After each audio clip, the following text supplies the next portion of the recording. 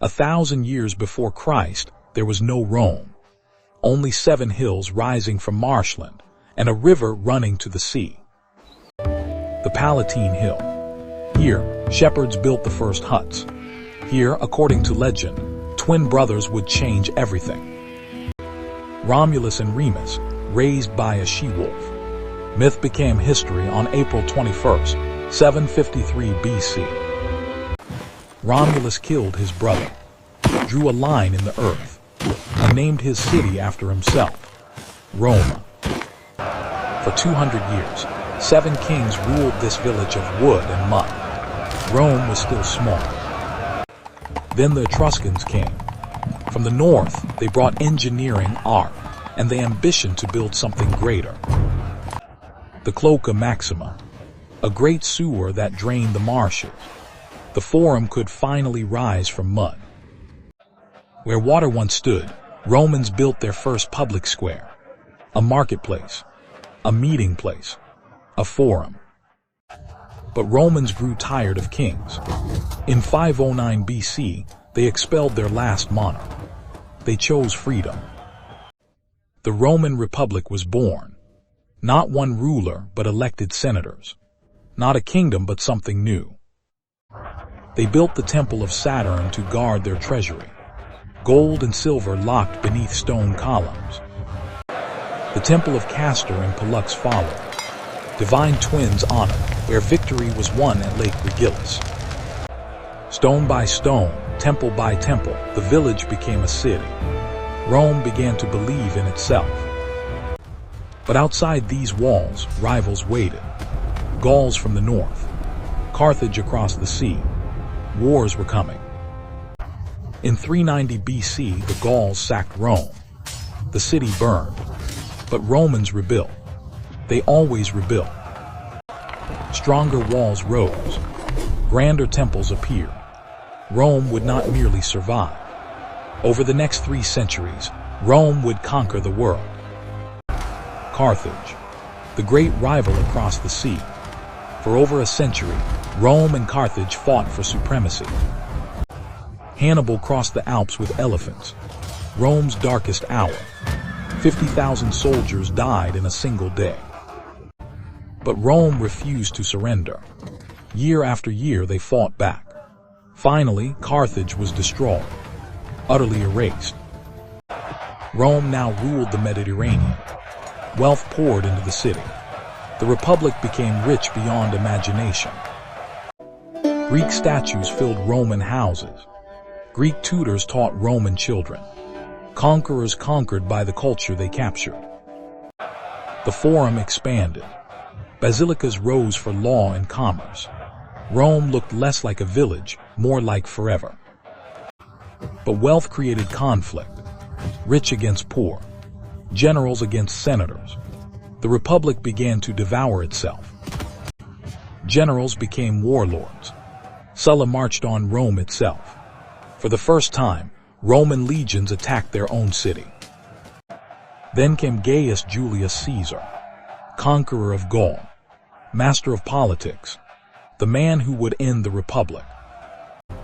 On January 10th, 49 BC, Caesar crossed the Rubicon River. The die is cast, he said.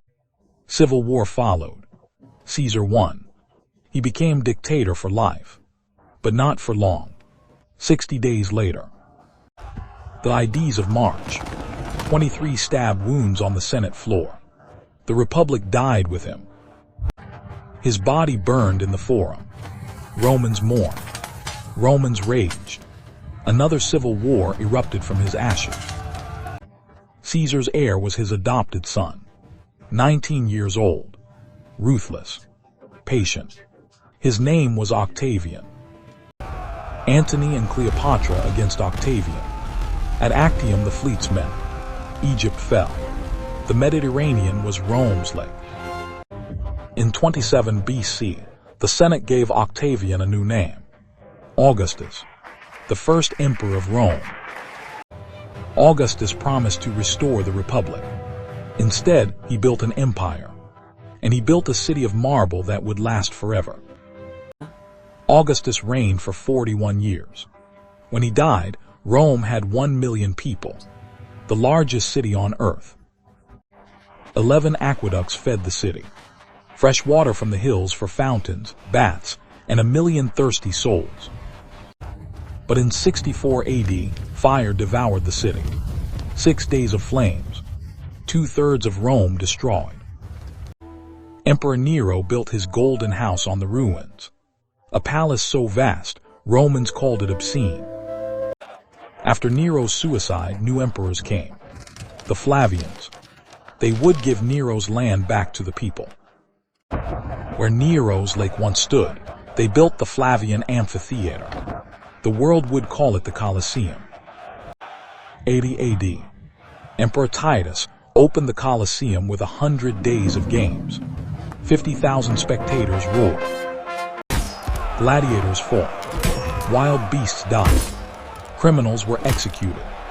Blood and sand entertained the masses for 4 centuries.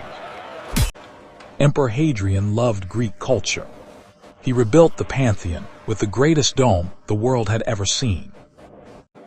125 AD, the Pantheon opened.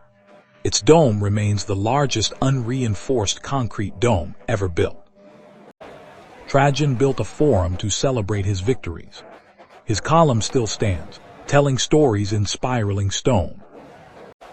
The baths of Caracalla could hold 1,600 bathers at once. Hot rooms, cold pools, libraries, gardens. This was the Pax Romana, Roman peace. For 200 years the empire prospered. Art flourished. Trade thrived. Goods flowed from Britain to Egypt, Spain to Syria. Rome was the heart, pumping wealth through every province. Marcus Aurelius was the philosopher emperor, wise and good. But even wisdom couldn't stop what was coming.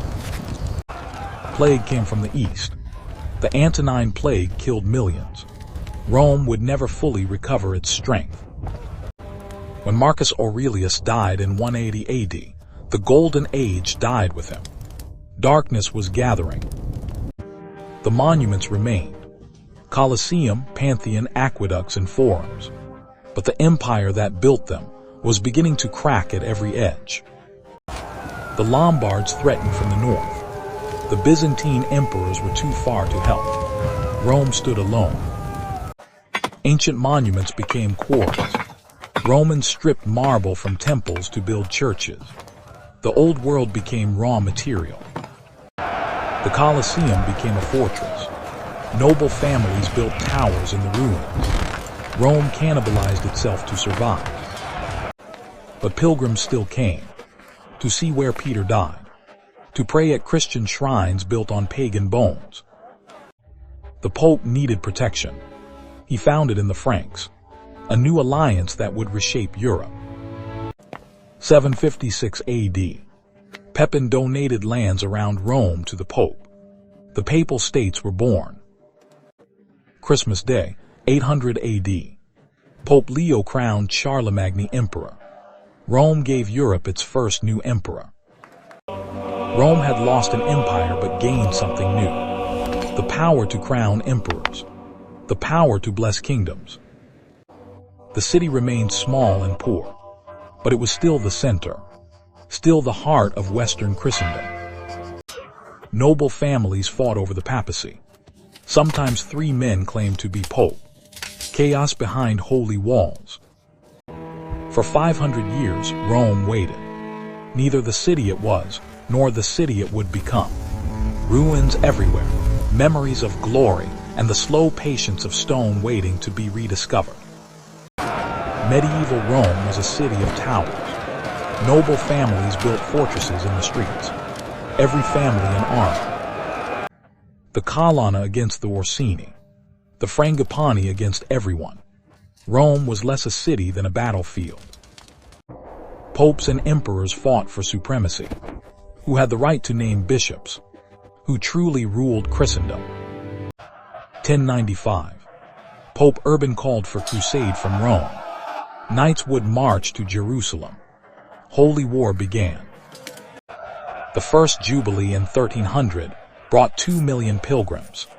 Rome rediscovered its power to draw crowds. Pope Boniface claimed supreme power over all kings. The King of France disagreed violently. In 1309, the Pope left Rome for Avignon in France. Rome lost its bishop for 70 years. Without the Pope, Rome collapsed further.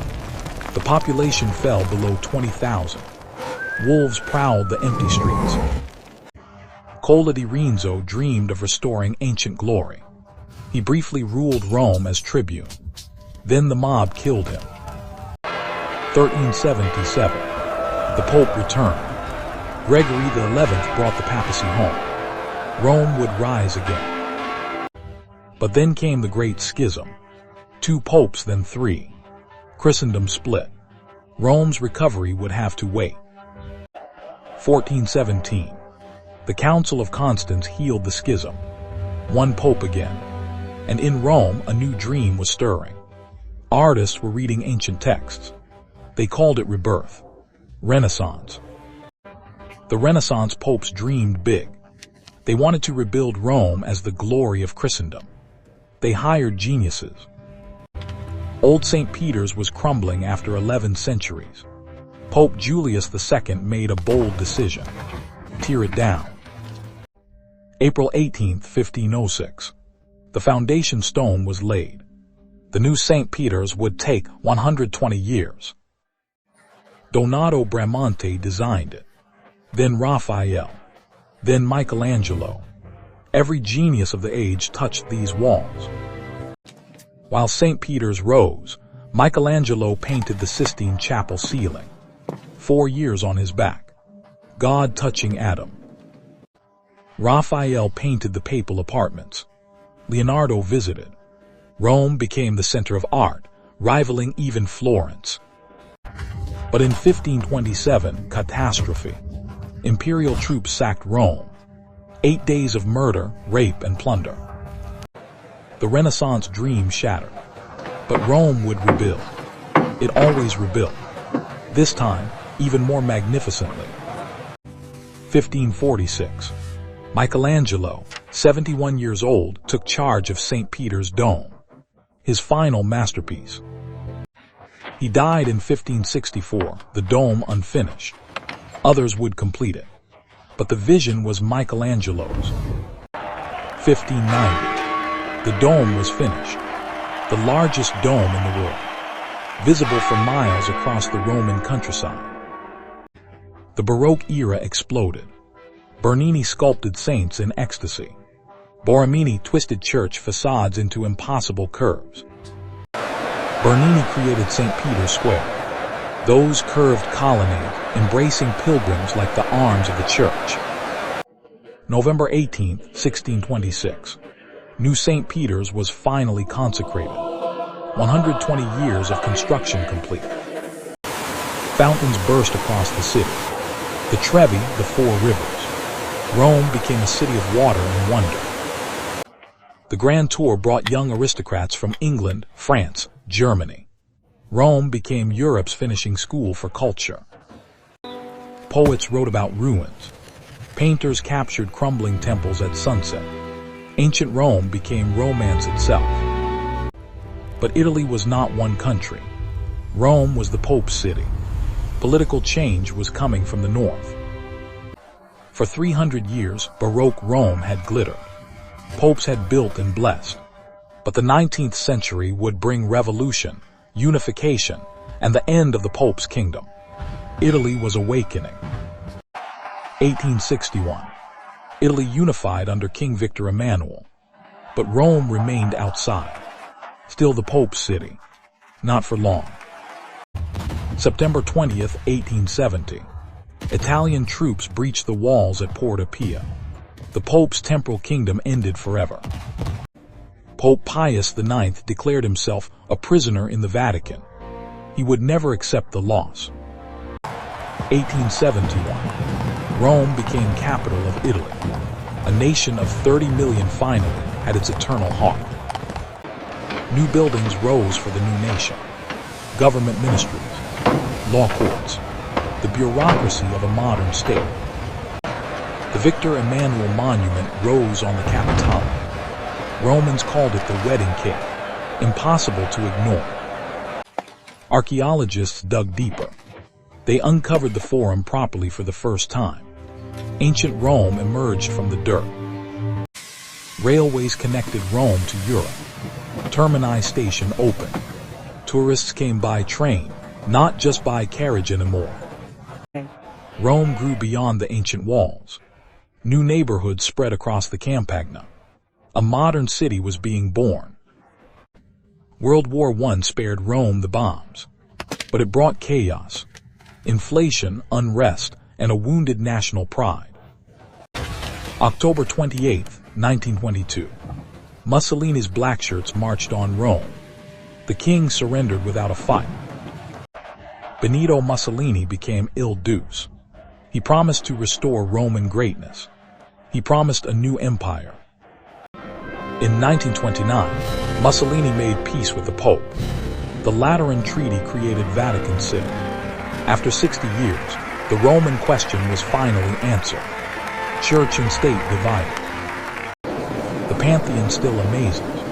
Rain still falls through the oculus. Hadrian's concrete dome still defies time itself. The Forum lies open now, once buried under cow fields. Now the bones of empire exposed for all. New architecture has come. The MAXXI Museum. Renzo Piano's auditorium. Rome proves it can still create, not just preserve. Romans still live among the ruins. Apartments overlook the Circus Maximus. Traffic circles the Colosseum. Daily life among monuments. The Vatican remains, a tiny independent state inside the city. The Pope still blesses crowds in Peter's Square. Challenges remain. Traffic, corruption, crumbling infrastructure. The weight of history is heavy, but Rome has carried it before. Every generation has added to Rome. Every generation has worried Rome couldn't survive. Every generation has been wrong. Romulus drew a line in the earth 3,000 years ago. Within those bounds, humans have loved, fought, built, destroyed, and rebuilt. Again and again and again. That is Rome. They call it the Eternal City. And perhaps that is the truest thing ever said about any place on earth. Rome endures. Rome transforms. Rome remains. After 3,000 years, Rome is still becoming what it will be next.